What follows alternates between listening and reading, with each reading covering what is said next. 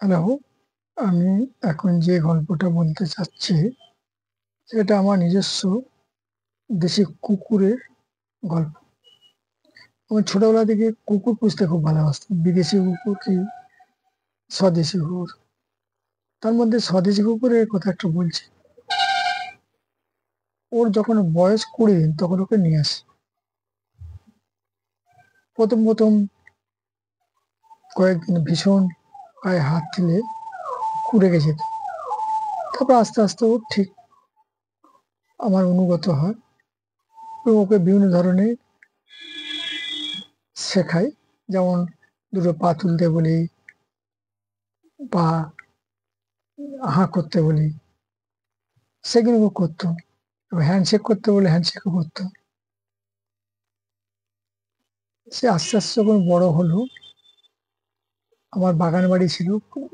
ও এত স্পর্শকাতর বা এত ঘ্রাণ শক্তি, কেউ যদি বাগানে ওর অজান্তে ঢুকে পড়ে, যদি সেই সময় না থাকে, পরে এসে জানতে অনুধাবন করে, তখন ভীষণভাবে চিৎকার করে। যতক্ষণ সে বাগান থেকে বেরিয়ে যাচ্ছে তার পেছনে সে লেগেই থাকে।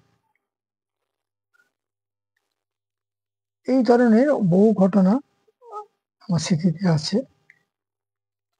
সবচেয়ে অদ্ভুত ব্যাপার, আমি প্রতি বছর ওকে অ্যান্টি র্যাবিস ইঞ্জেকশন দিতাম। ও দেখতো, তারপরে ওকে আমার কোলের কাছে শুয়ে নিয়ে ওকে ইঞ্জেকশনটা দিতাম। কোনো দিন আমাকে কামড়ায়নি বা কোনো কিছু চিৎকার করেনি। শুধু ফ্যাল ফ্যাল করে তাকিয়ে থাকতো।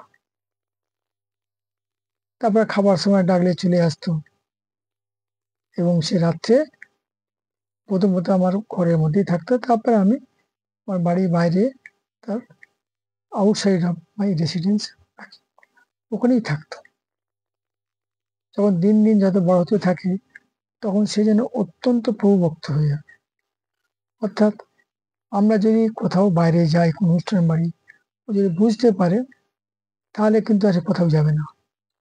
যতক্ষণ না আমরা বাড়িতে ফিরছি, ততক্ষণ পর্যন্ত আমার বাড়ির সামনে যে গেট আছে বসে থাকতো। তারপরে বাড়ির কয়েকজন যারা আমার পেশেন্ট আসতো বাড়িতে, তাদের চিৎকার করতো। পরে গল্প শুনতাম যে এই কুকুরটি দেখছি যে বসেই আছে, বসেই আছে। তারপর আমরা যখন এলেন, আমার গাড়ির শব্দ পেয়েই ছুটে যাবে। ও বুঝতে পারে আমার জন্য কিছু খাবার নিয়ে এসছে। খাবার দিলে আবার চলে গেল। তাতে আরো মজার ব্যাপার হলো, আমরা যখন কোনো বাইরে 15-20 দিন বাইরে যেতাম, ও যদি বুঝতে পারে যে আমরা নেই, তাহলে সে কিন্তু বাড়ির বাইরে যেত না, একদম যেত না। একটু খাওয়ার জন্য কোথাও কেউ খেতে দিল, কিছু এলো, একেবারে বাড়ি গেটের সামনে একেবারে প্রহরীর মতো থাকতো। কাউকে ত্রিসে মানে ঘেঁষতে দিত না। অত্যন্ত চিৎকার করতো, কিন্তু কাউকে দংশন করতো না। তো এটা আমি, যারা বেড়াবার পরে ফিরেছি, যারা এটা দেখেছে, তারাই আমি বলতো যে আমরা কুকুরটা অত্যন্ত ইন্টেলিজেন্ট এবং অনুধাবন শক্তি প্রখর। একটু বুঝতে পারলে এমন চিৎকার করবে যে কাউকে কাছে ঘেঁষতে দেবে না। তারপর যখন বয়স হলো প্রায় 10 বছর, তারপর বিভিন্ন কুকুরের বাইরে থেকে দংশনে ভীষণ ইঞ্জুরি হলো। তারপর একদিন কুকুরটাকে ট্রেস পেলাম না।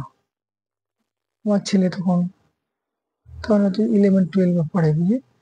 যাক, ওকে বললাম, দেখ তো কুকুরটা কোথায় গেল। ও ও কুকুর আমার থেকে আরো বেশি ভালোবাসে ছবি তুলে রাখা, বিছানাতে কাছে রাখা, বিভিন্ন পোজের ছবি তোলা। কুকুর সম্বন্ধে ওর একটা ভীষণ দুর্বলতা ছিল। তারপর ও গাড়ি নিয়ে বাড়ির আশেপাশে আরো 1/2 কিলোমিটার দূরে সবাইকে জিজ্ঞেস করলো, নাম ছিল কুট্টুস।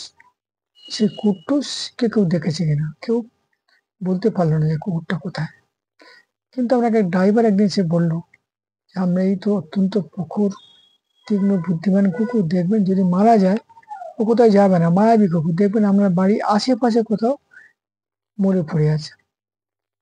তারপরে তো সত্যি তাই হলো। আর একদিন এক অন্য গাড়ির ড্রাইভার এসে বললো যে আমরা কুট্টুস কুকুরটা দেখুন, আমরা বাড়ির সামনে মেন রাস্তার উপরে একটা দেখুন ঝোপের মধ্যে পড়ে আছে। সত্যি থেকে সত্যি কুট্টুস। তখন প্রায় 2 দিন হয়ে গেছে। বাড়িতে পছন্দ হয়ে গেছে। আমার ছেলে আমি যে কুকুরটাকে আবার বস্তার মধ্যে নিয়ে এসে আমি বাগান বাড়িতে এসে তাকে সমাধি করি। সেই যে আমার কুকুরের প্রতি যে আমার প্রেম, ওই কুকুরটা মরে যাওয়ার পর থেকে আর কুকুর বাড়িতে রাখি না। অনেক কুকুর বাড়িতে এখন আসে, তাদের খেতে দেওয়া হয়। আমার মিসেস তার প্রতিদিনই একটা বড় ধরনের বিস্কুট, চিড়ে, মুড়ি বা যখন যা পারে তারা এসে থাকে। বাইরে কুকুর ওরা থেকেই থাকে, বলে এই ভালো, বেশি মায়া করা উচিত না। এই কুকুরের গল্পটা আমি বললাম। আমার অতি মানে আমার অত্যন্ত অনুগত বলুন বা প্রভুক্তি বলুন, এই কুকুর সম্বন্ধে আমার যতটা দুর্বলতা বা কুকুরের প্রতি আমার যে ভালোবাসা, ও মরে যাওয়ার পরে আর আর কুকুর বাড়িতে যে কুকুর, সেটা কিন্তু আর আমার মনের মধ্যে আর নেই। যাক, এই কুকুরের গল্প বললাম। এরপর আমি অন্য এক কুকুরের গল্প বলবো।